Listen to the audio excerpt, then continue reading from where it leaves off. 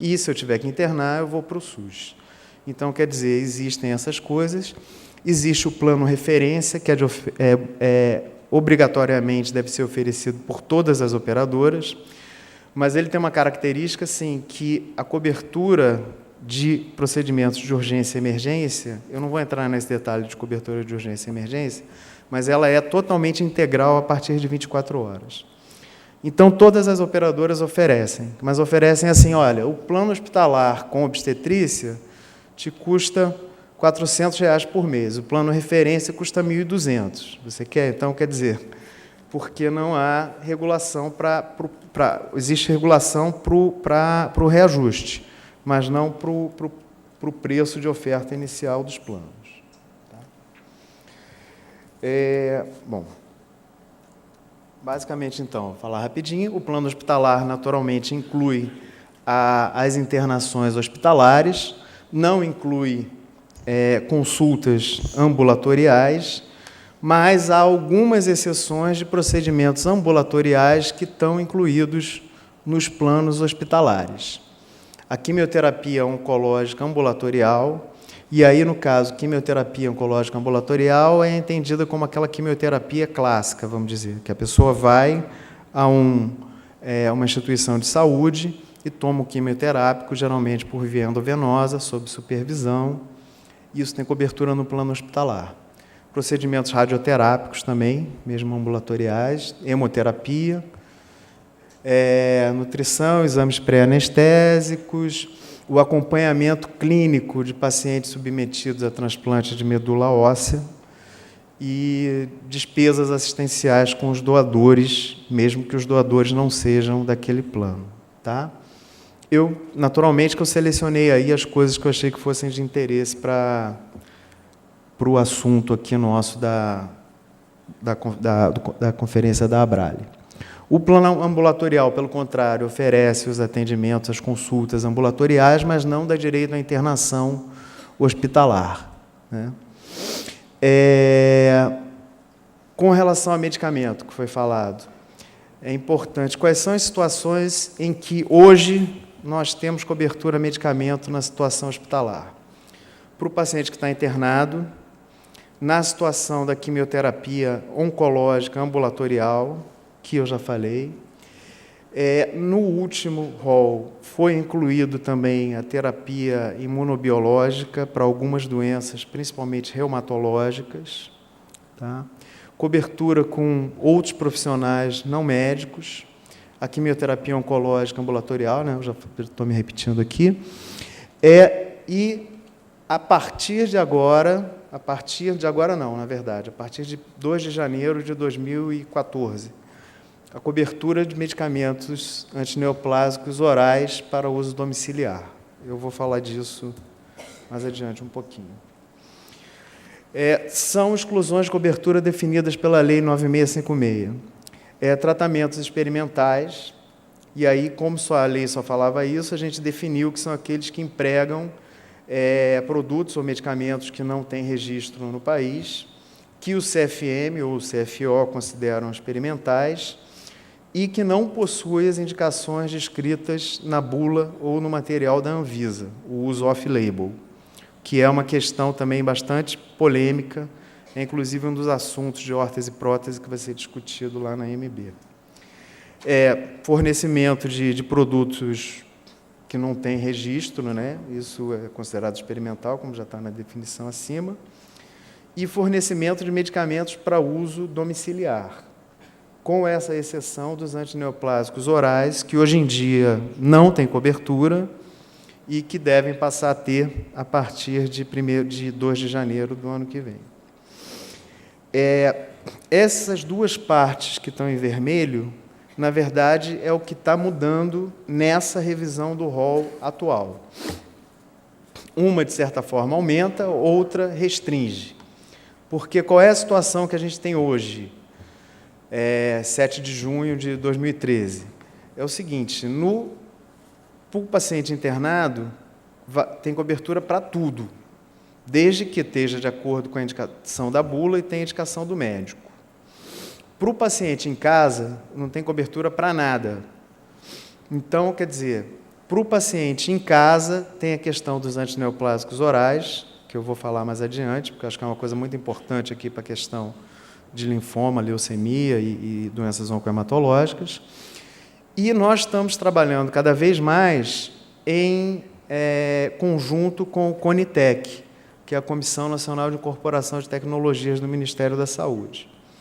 Então, está colocado isso na proposta de resolução normativa que está entrando em consulta pública hoje, que medicamentos que foram avaliados e foram reprovados no CONITEC não terão cobertura mesmo durante a internação hospitalar. Bom, o rol de procedimentos é uma lista que define os procedimentos que têm cobertura nos planos de saúde. Mais uma vez falando, vale só para os planos regulamentados, aqueles que foram contratados depois de 99 ou foram adaptados. Os procedimentos são classificados de acordo com a segmentação, que eu falei ali, ambulatorial, hospitalar, odontológica, e como sendo ou não de alta complexidade, que eu não vou entrar nesse assunto, isso diz questão a respeito de doenças que a pessoa já tem antes de contratar o plano. Para esses procedimentos de alta complexidade, pode ser estabelecida uma carência de até 2 anos, para evitar o fato da pessoa, aquela coisa de, bom, enquanto eu estou saudável, tudo bem, quando eu ficar doente, eu contrato o plano. Então, para evitar esse tipo de comportamento, existe isso. E, de acordo com a lei de criação da ANS, é atribuição da ANS, e no caso da nossa gerência, estabelecer o rol de procedimentos e a sua revisão. O rol, então, ele é princípios gerais da revisão, e tem algumas coisas específicas dessa atual. Ele é revisto a cada 2 anos, com apoio de um grupo técnico, que é baseado na Câmara de Saúde Suplementar. A gente procura trabalhar bastante com medicina baseada em evidências, né? Todo mundo sabe a preocupação que existe hoje. Tem aquela frase famosa que saúde não tem preço, mas tem custo. Esse custo é cada vez maior, por vários motivos, pelo aumento da expectativa de vida, pela introdução de tecnologias, enfim. Então, os princípios da medicina baseada em evidências são muito importantes. Hoje em dia, eu acho que isso já está entrando bastante. Essa expressão medicina baseada em evidências, eu me formei há 15 anos, eu nunca tinha ouvido essa expressão na faculdade, fui ouvir depois. Hoje em dia, isso já está, acho que, entrando bastante na cabeça dos médicos, né? Tirando um pouco aquela coisa de que, não, eu sou soberano, a clínica é soberana, quem decide sou eu. A clínica, naturalmente, é muito importante, a medicina é também uma arte, mas é importante que se baseie em trabalhos científicos que mostrem, que tenham valor estatístico, que mostrem o que é benéfico, o que não é, o custo-efetividade das coisas. Ainda, por acaso, nesse grupo técnico, uma representante de um conselho profissional disse ser totalmente contra a questão do que eu vou falar das diretrizes de utilização que a gente coloca para determinados procedimentos, porque diz que o profissional é que tem que ser unicamente ele o soberano. Então, eu acho que isso ainda é uma coisa que ainda está se espalhando, vamos dizer assim. Na medicina, isso já é muito falado, até pelo custo muito elevado, mas é uma cultura que está ainda a ser aceita, e ainda muito nos países, talvez mais nos países latinos, né, como o nosso. A gente estabeleceu um critério que só entra no rol aquilo que já está na CBHPM, a CBHPM, que é editada pela Associação Médica Brasileira, junto com o CFM, e a Federação Nacional dos Médicos, é a classificação brasileira hierarquizada de procedimentos médicos. E a gente pode, embora ela não tenha exatamente essa função, pode considerar que são os procedimentos médicos que são reconhecidos pela medicina no país. E um princípio importante é o estabelecimento, eu vou dar exemplos depois, de coisas que a gente chama de diretriz de utilização. Ou seja, são critérios para que um determinado procedimento tenha cobertura obrigatória. Então, ele só vai ter cobertura obrigatória se forem preenchidos aqueles critérios. Eu trouxe aqui, está no slide mais adiante, a diretriz de transplante de medula óssea, só para vocês verem mais ou menos como é que é o formato dela. A gente procura cada vez mais incluir outros profissionais na assistência e tem buscado a forma de fazer um impacto, a avaliação do impacto econômico-financeiro, que obviamente existe, né? Isso cai no bolso do consumidor. A gente ainda está trabalhando numa metodologia de avaliar previamente qual vai ser o impacto do novo rol. Ainda estamos trabalhando nisso. Atualmente, isso se faz posteriormente, avaliando, depois da entrada do novo rol e descontado a inflação e etc., o quanto aumentou o custo assistencial das operadoras naquele período. Então, é dessa forma que a gente calcula atualmente. Essa revisão, eu acho que ela vai ter um impacto relativamente forte, por 2 motivos especiais. Bom, assistência nas doenças oncohematológicas. O que eu acho, por isso que eu falei, eu acho que é uma coisa mais ou menos completa. Se houver alguma coisa que não que vocês achem que não está contemplado na cobertura, a partir de hoje, é o momento de entrar na consulta pública, de fazer essa contribuição, de fazer essa crítica. Tá?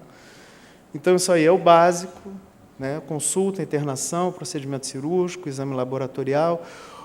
O que tem ali, às vezes, um asterisco, é porque, por exemplo, o exame laboratorial se a pessoa tem um plano só hospitalar, só tem cobertura se a pessoa estiver internada. Não tem cobertura fora do período de internação. Né? Exame de imagem, medicina nuclear, anatomia patológica, hemoterapia, radioterapia, quimioterapia. Esses foram uns que foram incluídos ao rol, que a gente achou que era importante também para as doenças oncohematológicas, foram incluídos em 2008, numa revisão bastante ampla que a gente fez. Então, são procedimentos de introdução mais recentes, mas que já fazem parte da cobertura já há 5 anos. Bom, aí a letra acho que ficou um pouquinho pequena, mas aqui, e eu não vou, claro que ler tudo, mas isso é uma diretriz de utilização. Tá? Então, assim, transplante autólogo de medula óssea. Cobertura obrigatória para receptores com idade igual ou inferior a 75 anos, portadores de uma das seguintes patologias. Só vou ler a primeira. Leucemia mieloide aguda em primeira ou segunda remissão. Então, quer dizer, se o paciente tem 76 anos, a operadora pode negar a cobertura a esse procedimento. É assim que funciona a diretriz de utilização. E, mais uma vez, ressaltando, essas diretrizes estão também no nosso site. No finalzinho, já estou terminando, vou mostrar como é que vocês podem acessar e criticar não só a inclusão e exclusão de procedimentos, mas também as diretrizes de utilização. Tá? Tudo isso, naturalmente, a gente discute com as sociedades, a gente busca evidências, a gente trabalha junto com o Conitec, mas a gente pode errar, ou, às vezes, até pode acontecer que uma coisa que, quando essa diretriz foi feita, estava certa, mês passado foi publicado um trabalho mostrando que não está mais certo, está errado, né? Porque a medicina está sempre mudando. Então, transplante autólogo de medula óssea, essa é outra diretriz para transplante halogênico de medula óssea. Aí, no caso, essa aí é para receptor e doador consanguíneos. Tem com mieloablação, sem mieloablação. Aqui a gente já entra numa parte até um pouco técnica, que para alguém que é médico, mas é psiquiatra como eu, certas coisas ficam um pouquinho, para mim mesmo, não são muito claras. A diretriz para receptor e doador que não são consanguíneos. Bom, rapidamente falando da revisão atual. Foram incluídos 48 procedimentos. Tá? Eu acho que, em termos de procedimento, o que teria importância nos pacientes oncohematológicos seria a radioterapia de intensidade modulada de feixe, que é uma radioterapia mais focada na parte do tumor. Aí, no caso, só para tumores da região da cabeça e pescoço. Entraria no caso na questão do linfoma, uma coisa assim. Já tem a radioterapia, que é uma tecnologia um pouco anterior à radioterapia conformada tridimensional. Essa já faz parte do rol. Foi incluída a terapia antineoplásica oral para o tratamento do câncer, 36 medicamentos, sendo que 13 deles são relacionados ao tratamento de doenças oncohematológicas. E aqui, só rapidamente, eu vou abrir um parênteses. A questão é a seguinte: a Lei 9656, ela é muito clara quando ela coloca como exclusão permitida às operadoras fornecimento de medicação para uso domiciliar. Então, como é que a gente está colocando isso? E a gente já sabe que vai enfrentar ação judicial. Primeiro, existe um projeto de lei, se não me engano, da senadora Ana Amélia, que inclui isso, que modifica a lei para incluir isso.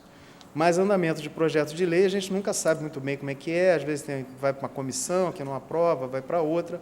Muito provavelmente esse projeto de lei deve sair esse ano. Mas, enquanto não sai, a nossa Procuradoria, que seria, vamos dizer assim, o setor jurídico da ANS, deu um parecer dizendo basicamente o seguinte: olha, um paciente com câncer, ele tinha direito já à quimioterapia, que eu chamei oncológica ambulatorial, a quimioterapia realizada nos moldes tradicionais. Só que aí a medicina evoluiu e aquele medicamento endovenoso que provocava uma série de efeitos colaterais, que era um medicamento bastante agressivo, que ele precisava fazer no hospital, que ele precisava tomar medicação para os efeitos colaterais, agora ele pode tomar um comprimido em casa. Então, na prática, ele perdeu o direito a um tratamento que ele tinha. Então, esse foi o argumento jurídico, vamos dizer, para permitir entrar isso nesse momento. Acreditando que isso vai ser questionado na Justiça, a gente já está ouvindo falar disso. A gente ampliou as diretrizes de utilização para vários procedimentos. Tá? Uma coisa que foi uma lei que veio e que também vai acabar tendo um impacto no valor, agora é obrigatório o fornecimento pelas operadoras de bolsas de colostomia e materiais semelhantes para uso domiciliar. Isso vai ser regulamentado também na mesma resolução normativa do rol. Tá? Foi uma lei e aí agora isso torna-se obrigatório também. Consulta pública está iniciando hoje. O início da vigência em 2 de janeiro, a gente deixa um período mais ou menos grande, que até o ideal é que fosse de 6 meses, não vai dar para ser de 6 meses, mas para as operadoras possam adaptar a sua rede para poder oferecer as novas coberturas. E uma novidade é que, em vez de ter esse grupo técnico que começa a se reunir 3 meses antes, numa correria desenfreada para fazer o rol, vai ser agora um grupo permanente de discussão para o novo rol. Embora o novo rol continue a entrar em vigência a cada 2 anos, vai ter um grupo permanente que deve ter uma reunião mensal, acredito que deva começar no 2º semestre, lá por volta de setembro, e já vai começar a discutir a cobertura obrigatória para valer a partir, no caso, de 2016. Bom, os medicamentos que foram, eu selecionei só os relacionados às doenças oncohematológicas. Vocês notam que alguns não têm o que a gente chama de diretriz de utilização. Tem alguns ali, pode ver ali o desatinib, que está nessa parte maior, para leucemia linfocítica, linfoblástica aguda, ou seja, só tem cobertura para paciente com cromossomo Filadélfia positivo, com resistência ou intolerância à terapia anterior. Então, para alguns desses medicamentos, foi estabelecida essas diretrizes de utilização, que, mais uma vez falando, a gente acredita que está certo, isso foi feito junto com o CONITEC, foi feito junto com sociedades de especialidades, mas pode estar errado e pode ter mudado alguma coisa nesse sentido. Esses são os outros remédios, também relativos à linfomeleucemia. E agora, só para encerrar e deixar algum tempo para o debate, essa é a página inicial do site. No momento, ainda está para acessar, tem ali na parte das notícias, mas as notícias que estão ali no canto vão mudando. Eu acredito que nessa parte do meio aqui, inicial, vai ter, a partir de hoje, a questão da consulta pública, porque os assuntos mais importantes ficam aqui nesse quadrinho. Então, clica-se na consulta pública. Aí, lá no final, tem uma parte importante que está ali ressaltada, documentos da consulta pública, número 53.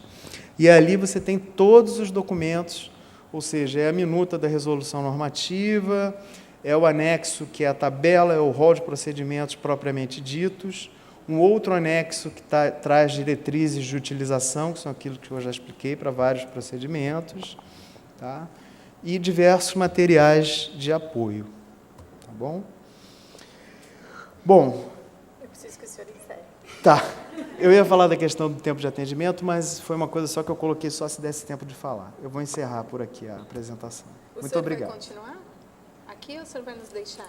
Eu vou continuar, mas eu vou ter que sair por volta de 15 para as 11. Então, a gente vai tentar respeitar o tempo dos outros, porque eu acho que tem muita gente que tem perguntas, ou a gente pode abrir alguma pergunta para ele agora? Dá tempo? Tá, aí o senhor espera um pouquinho. Tá, eu peço desculpas também por ter que sair mais cedo, mas a gente tem que se desdobrar um pouquinho. Porque eu acho que o senhor está cheio de respostas para dar para eles. Obrigada. Bom, agora a gente...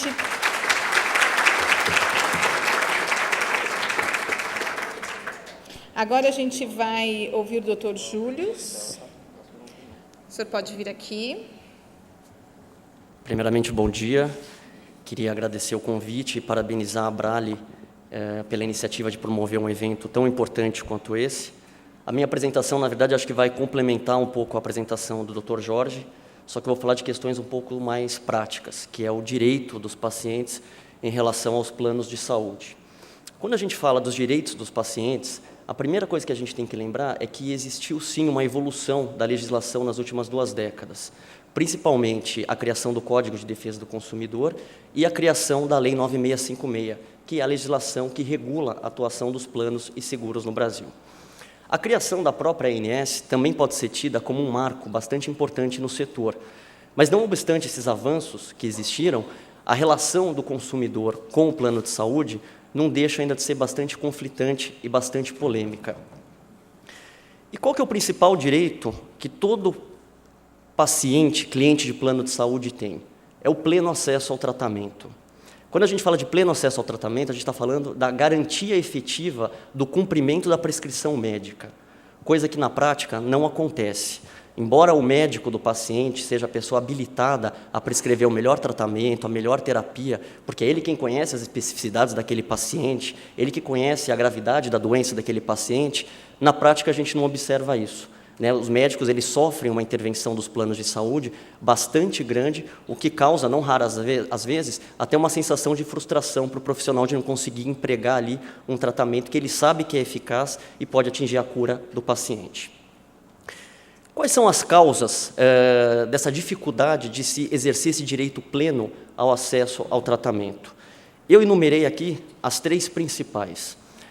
A primeira delas é a aplicação literal da Lei 9656. Como o Dr. Jorge já expôs, a Lei 9656 ela contempla algumas possibilidades de exclusão de cobertura, como, por exemplo, o acesso ao medicamento, ainda que quimioterápico, importado, aquele medicamento que ainda não tem registro na Anvisa.